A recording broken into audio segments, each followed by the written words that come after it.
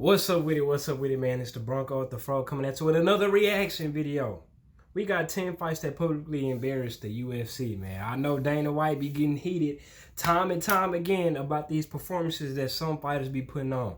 I know for one, it was some fighter that put on some tighty whities, but they was blue. He put on a Speedo, like he was fighting the Speedo. Dana White was like, this guy will never fight for us again. He's stupid.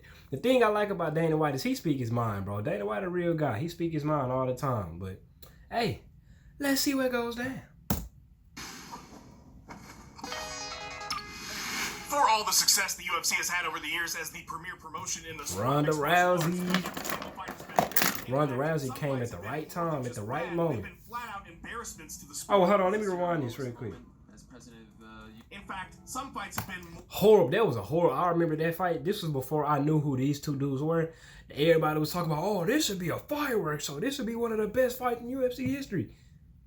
This fight was a snooze fest. They both were sitting there looking at each other like this the whole time. The whole time, just looking, feeling each other out. Like, come on, bro, fight, man. More than just bad, they've been flat-out embarrassments to the sport. Is this your lowest moment as president of UFC? No doubt about it. Absolutely, 100%. Today we're going to take a look at the 10 bro. that left the promotion with the most pie on their face. These fights were huge, high-profile, and important, and in the end left the UFC wishing they'd never been booked in the first place. I'm Tommy from MMA On Point, and shout out Tommy from MMA On Point, man. UFC. For 9, Holly Holm versus Jermaine Durandamy. I think I remember this fight. Started on some pretty shaky ground, and its headliner certainly did not help. There was a main event? Have a pay-per-view because the UFC couldn't find a strong enough headliner to ask fans for cash. And when we finally got our next show, it was headlined by mid-card popular Jermaine Durandamy versus Holly Holm, who was coming off a main event? losses. What it really had going for I think I remember that. The promotion's first ever women's featherweight fight, and would see the division's first ever champion, who would then meet the recently signed Cyborg. Man. Not only was the fight just plain lackluster, I still want to see frustrating as twice GDR hit Holm after the horn following rounds 2 and 3. I still want to see despite one of these shots wobbling Holm, the referee did Cyborg and Amanda Nunes rematch. Just pissed off. Cyborg the only one that can beat her. Was booed throughout, and Holm would fight the outcome, but New York stood by its referee. Already an embarrassing fight, but things got worse because now the proposed Cyborg fight with Jermaine wasn't going to happen because the champion refused to fight her, citing Chris's PED failure from 5 years. Man, come on, bro. Quit being scared. You can't be the champ to be scared. I'm sure the UFC wishes that were the case. Verse 7, Nate Diaz versus Jorge Masvidal. Bro, that fight was embarrassing. Bro, Nate Diaz is not a good fighter, bro. He's a human punching bag. The premise, a new one-off title to crown the baddest but y'all love him, though. It was perfect. Two fan-favorite fighters that couldn't have been hotter. The Rock would be there to place the belt on the winner. Roberto Duran showed up in support of Masvidal. The fucking president of the United Donald States Trump was there, bro. That's wild.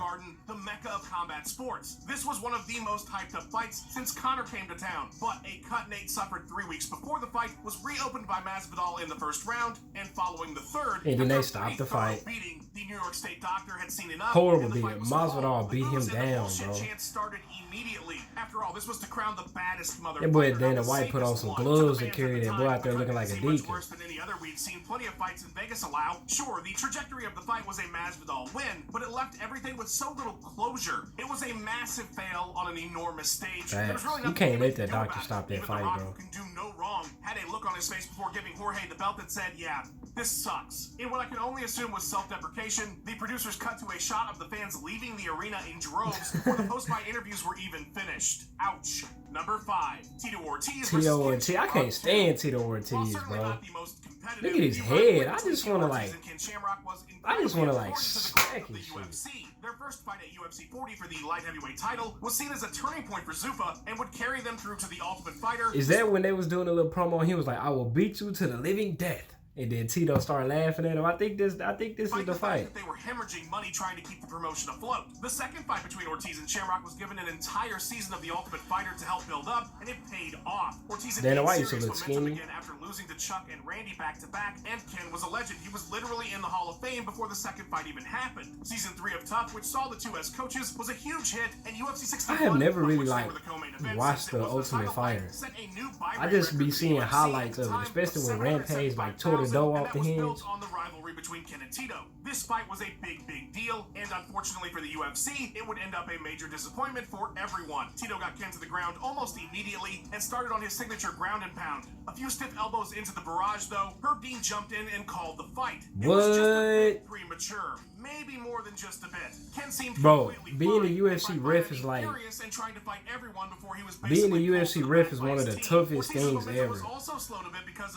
You stop the fight too late, people gonna hate you. Stop it too early, people gonna hate you. Finish. It was not how the UFC's biggest ever night was supposed to go. Fans chanted bullshit and booed Tito, who said he would gladly run it back, and they did only a few months later. This time on free TV as a sorry we fucked up the first time. The fight had the exact same outcome, except John McCarthy let the beating go on long enough to satisfy the crowd. Number 4. That's tough. Anderson Silva had a disappointing fight. The government of Abu Dhabi bought a 10% ownership stake in the UFC back in 2009. Plans for a big show to impress and wow the new that skyline is beautiful, bro. Were immediately put into place. The resulting UFC 112 card was a banger on paper. Yeah, there was a definitely. legends bout between Matt Hughes and Renzo Gracie. BJ Penn would be defending his lightweight title against Frankie Edgar. And to top BJ it Penn all done off, lost like 30 times, in the entire sport, Anderson Silva defending the middleweight. Anderson Silva used to be that guy, bro. That was until the Spider decided to have the strangest performance of his career in the headliner. Right out of the gate in round 1, Silva was acting wilder and sillier than usual with his feints and not really engaging as he normally does. That lack of engagement and goofing around continued. I think I remember round this. 2. And then round 3. By the end of round 4, even Maya was like, dude, what are you doing? Yeah, I hate when they just be acting like that for bro. Swing. There was a timidity warning by the referee, but with just a minute left in the bout, so it didn't really matter. What's funny is, despite this horrible performance, with what he did land, Anderson busted Maya up pretty bad, and of course he got the win. Post-fight Dana was not happy at all. Oh, so this is where this interview came from. UFC. No doubt about it. Absolutely, 100%. 3 weeks of my life was leading to this night here. I'm really embarrassed.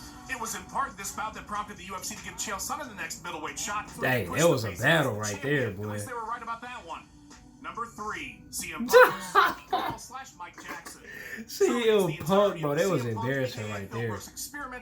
He said I can be Brock Lesnar. I can go to the UFC and fight. The premise was simple. There's this super popular pro wrestler who is sick of the WWE, loves MMA, and is friends with Dana White and the Fertittas. Let's make his dream come true and make buckets of cash in the process. And so at UFC 181, they bumped him straight into there. No amateurs, nothing. A multi-bout deal to fight in the UFC, despite having literally no MMA experience whatsoever. Of course, there was initial backlash from fans and fighters. I think it's a big old joke. Yeah, exactly. It was a joke. All of a sudden, this punk guy's coming on and slick back hair, a little puny virgin nose. But the UFC he say virgin nose. Well, it would be 2 years before Phil saw the cage, and so fans felt it could be plausible that his time with Duke Roufus was enough to prepare him for a fighter who only had 2 professional bouts. Interest in his debut. Mickey Gall got such a punchable face. Like, I just want to But then the fight happened. uppercut his taken ass. down in the first 10 seconds. I remember this fight. Not so UFC caliber punch, and proceeded to get mauled for the next few minutes until he was forced to tap. Yeah, I hated that, bro. Like, stand up with him. Like, scenario for the UFC, and they looked completely foolish even allowing this type of thing to happen. even though if you Mickey Gall, that's fake. That was fake. That was lame. That fight, they both were gas. CM Punk well one more time in a bout with a media member who shared the same pro record as Brooks, Mike Jackson, at UFC 225. And this one was I remember even this worse, one too. really. The decision saw Punk get 26. Mike Jackson told him up. A flat-out boring fight. And this main card in a pay-per-view. Yeah, the experiment was over at that point. Number 2, Amanda Nunes had a when Amanda Nunes fought the fight before last when she took her to the ground and stuff because she was scared to stand up. I was like, ooh, Amanda, you know you wrong for that. You know you're supposed to be an almighty monster. I forgot who she took down. And they was booing her. And give us something on a scale hitherto unimaginable. Yeah, they did.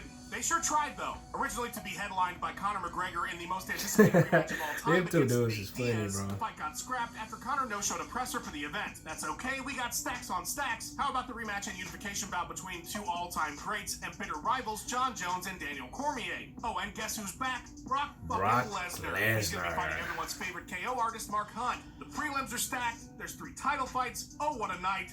Not so fast. first. 2 days before the show, the main event gets scrapped when John Jones fails a pre-fight Oh, I remember test. that. John, get your So stuff I together, guess your bro. new main event is Miesha Tate versus Amanda Nunes prior to her achieving any kind of Miesha GOAT Tate status. bad, The bro. expectations on this thing were just too high, and it all blew up in the UFC's face. No fight of the night was awarded. All the FS1 prelims went to a decision. The crowd booed throughout the entire card, essentially. Lesnar had his safest and most boring fight to date, and the culmination of the night was a huge whimper for a lot of fans when Nunes destroyed Tate because they simply didn't care. Just to add a bit more pie to the UFC's face, Miesha Tate was Lesnar's bad, pre- and bro. post-fight drug fails made They it ain't seem got as if suspended, they're but waiting John for this Jones, mandatory this 4 man months. John So the Jones testing stay pool was getting in shaky trouble, business. fool. The pay-per-view sold over 1 million buys, but I'm sure it's one the UFC would rather forget. Number 1, Tito Ortiz. Tito Ortiz at number 1? Dana White has consistently said over the years that UFC 33 is the worst card the promotion has ever had, but it was meant to be one of their crowning achievements. It was even called Victory in Vegas. Boasting 3 title fights because that's what you do when you have a big card, this was the first ever UFC show in Las Vegas because MMA was finally sanctioned in That's Nevada. loud. This was You the gotta biggest tee. If you win in of the Vegas for the newly first minted show, Silva you era, gotta a sign tee of up. things to come. Unfortunately, the main card was all decisions, and all of them lackluster. Truly, I'm trying to see some abysmal knockouts, card. bro. Do not watch it, I promise there's nothing you're missing. After the co-main event between Jens Pulver and Dennis Hallman shit the bed, it was time for the main event, which, as Dana has pointed out many times, can make or break a card. If Tito Ortiz versus Vladimir Machchenko could deliver, then the night might be saved. The night was not saved. The night was not The Challenger saved. essentially held on to Ortiz for dear life, with the champion winning the wrestling match but getting in very little offense at all. The embarrassment of this being the first Vegas Sounds card like a headliner Khabib fight. alone should put this entry on our list. But I haven't told you the best part yet, because the show ran so long with all the decisions, many of the pay-per-view providers cut out in the middle of the main event. So if you bought this abomination at home and somehow made it to the main event, you didn't even get to finish That's it. why some Although people think truthfully, like they were doing MMA you a is favor. boring The because botching like of the timing by the UFC and the horrible fights on top of this event marking what was supposed to be imagine huge watching a milestone card moment full for of the decisions, promotion, bro. I creating would the not. I ain't gonna lie. I would perfect not want to storm. watch that. I'm trying to see somebody get Big slumped. thank you to I'm Ben trying to Rosette, see who somebody provided go that to sweet sleep. tune you heard in the intro. Check out. Anyway, that's it for the video, man. Like, comment, subscribe. Comment down below to our reaction next time out.